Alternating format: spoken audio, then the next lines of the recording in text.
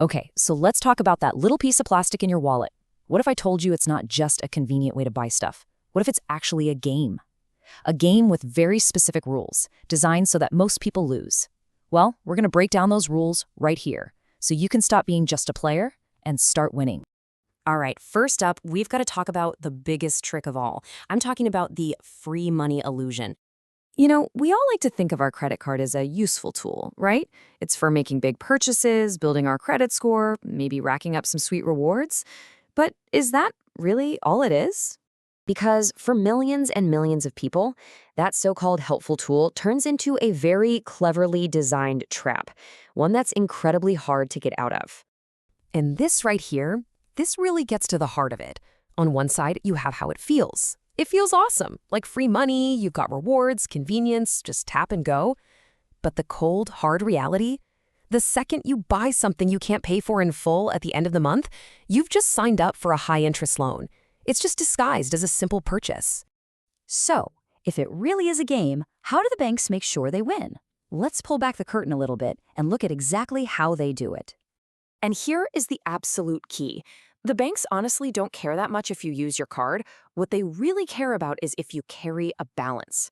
See, someone who pays off their bill in full every month, they're not a very profitable customer. The entire business model, the billions of dollars, it's all built on people not paying it off. And this is their number one weapon, the interest rate. We've all seen these numbers, 20, 25, even 30% APR, but do we really stop to think about what that means? It means that a simple $100 purchase can suddenly become $120, $130, just because you didn't pay it off right away. It's a huge penalty. Now, here's how they keep you paying that crazy interest, the minimum payment. It feels like a helping hand, doesn't it? Like a nice little option when you're short on cash. But it's a trick. It's designed to barely cover the interest you owe. That means your actual debt shrinks at a snail's pace, which keeps you trapped, paying them interest month after month, sometimes for years.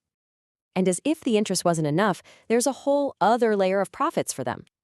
You miss a payment by one day, boom, late fee.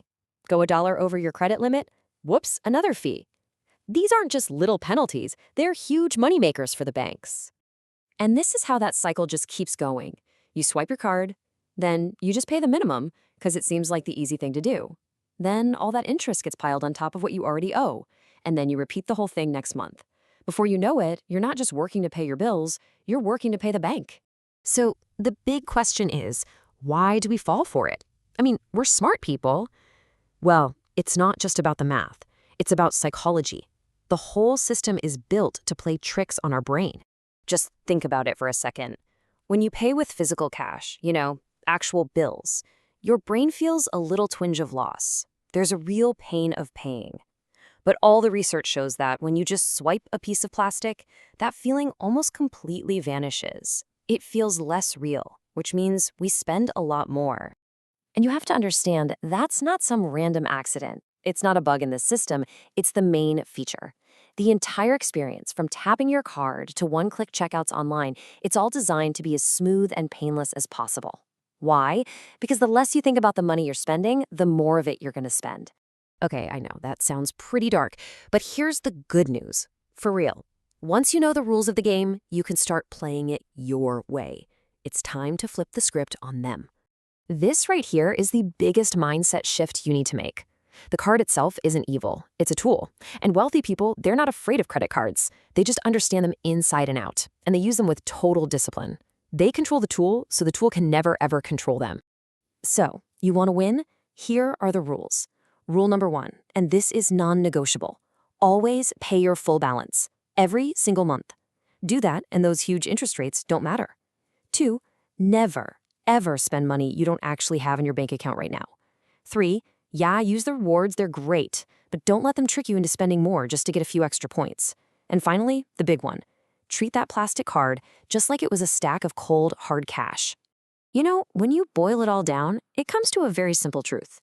Their entire business model profits from you not understanding how it works. By getting their playbook, the interest, the minimum payment trick, the psychology, you take all that power back. So there it is. The secrets aren't secret anymore. You've seen how the trap is built, but you've also just been handed the keys to turn that trap back into a powerful tool. So the question isn't what the system is going to do to you anymore. The real question is, what are you going to do with the system?